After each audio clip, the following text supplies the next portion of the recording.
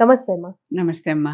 అమ్మ, ఇప్పుడు రోజు పూజ చేసుకుంటూ ఉంటాం. ఒకటే ప్రమిదలో రోజు పూజ చేయొచ్చంటారా? లేకపోతే ప్రమిద కూడా మార్చాలంటారా? అదేం లేదమ్మా. ప్రమిదలు కానీ, కుందులు కానీ, ఈ దీపారాధన చేసేటటువంటివి ఉన్నాయి కదా!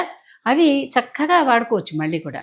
హ్మ్. కాకపోతే లోపల ఉన్న మిగిలిపోయిన నూనె కానీ, మిగిలిపోయిన ఒత్తిని గానీ పారేయాల్సిందే తీసేయాలి. తప్పితే అది వాడకూడదు.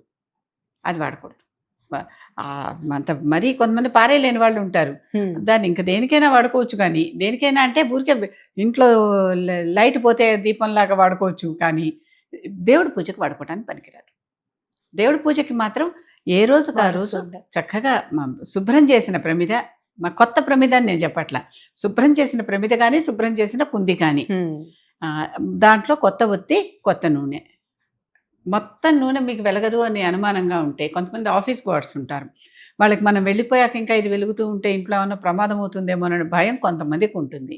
అవును. ఎందుకంటే చాలామంది నాకు తెలుసు ఉదయం వెళ్ళి పెట్టుకోవటానికి భయమేసి సాయంకాలం దీపం పెట్టుకునేవాళ్ళు కూడా నాకు తెలుసు. హ్మ్. అలాంటి వాళ్ళు తక్కువే నూనె పోయండి.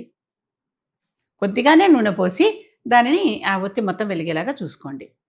బొత్తి అయిపోకపోయినా పర్వాలే. It has to be throne out. అంతేగాని హ్మ్. దాన్ని రీయూజ్ చేయకూడదు. ఆ నూనెను ఓకే. కానీ, ఆ ఒత్తిని కానీ. అప్పటికి అది పెట్టాము. వెంటనే ఆరిపోతే మళ్ళీ వెంటనే వెలిగించుకోవచ్చు. దాంట్లో ఏం హ్మ్. దోషం లేదు. అంతేగాని అది మళ్ళీ సాయంత్రానికో, మళ్ళీ రాత్రికో, రేపు పొద్దునకో, మర్నాడు వెలిగించాలంటారు. పొద్దునకో వాడకూడదు. అది మాత్రం నియమం ఉంది. ఈ ఈ నియమాలు గుళ్ళల్లో ఇప్పుడు మనం చూస్తూ ఉంటాం. పెద్ద పెద్ద దీప స్తంభాలుంటాయి. అంత పెద్ద దీప స్తంభాలలో కూడా వాళ్ళు పెట్టేటప్పుడు పాత ఒత్తులు, నూనెలు అవన్నీ ఓ బట్ట పెట్టి తుడిచేసి, తీసేసి మళ్ళీ ప్రతిసారి వాళ్ళు దాన్ని తీసి తోమను కూడా తోమలేరు. ఏదో హ్మ్. ఆలయంలో ఉత్సవాలు జరుగుతున్నప్పుడు తప్ప. అవును. అప్పుడేదో మెరుగు పెట్టిచ్చి ఏదో మంచిగా చేసుకుంటారు. మామూలప్పుడు దాంట్లోనే మళ్ళీ ఒత్తి వేసి, దాంట్లోనే నూనె, నెయ్యో వేసి దీపం వెలిగించటమే. అన్ తుడిచి కూడా పెట్టొచ్చు. తుడిచి మళ్ళీ నెక్స్ట్ డేకి వాడేసుకోవచ్చు. తోమగలిగితే తోమి వాడుకోవచ్చు. తుడిచినా కూడా తోమలేకపోతే తుడిచినా కూడా చాలు. హ్మ్. దానికి ఎటువంటి దోషం లేదు. దానికి దోషం అంటదు.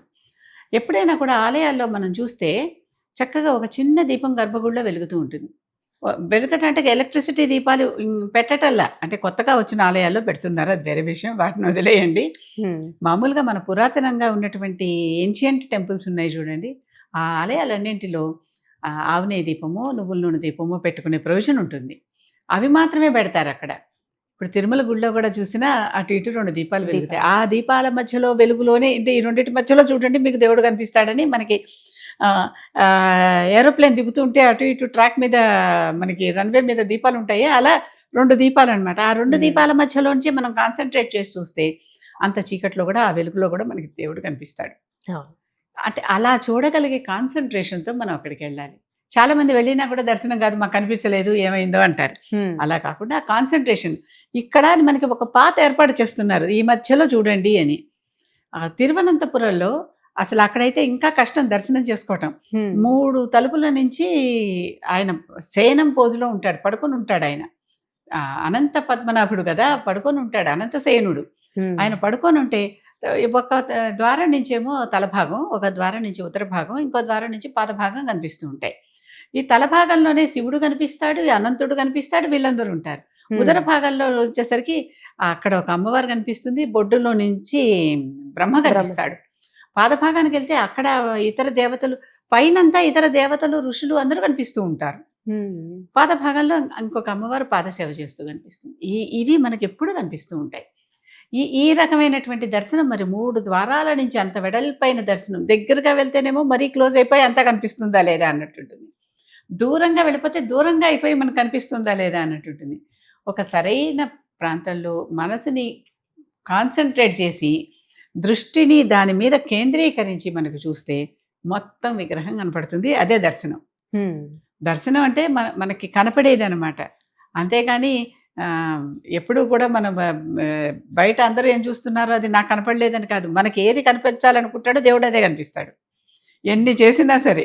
అది మాత్రమే మనకి రాసి ఉంటుంది. అది మాత్రమే మనకి దర్శనం అవుతుంది. అవును. అదే అసలు దర్శనం అదే ఎప్పుడు కూడా. హ్మ్. చాలా చక్కగా తెలియజేశారమ్మా. ధన్యవాదాలు.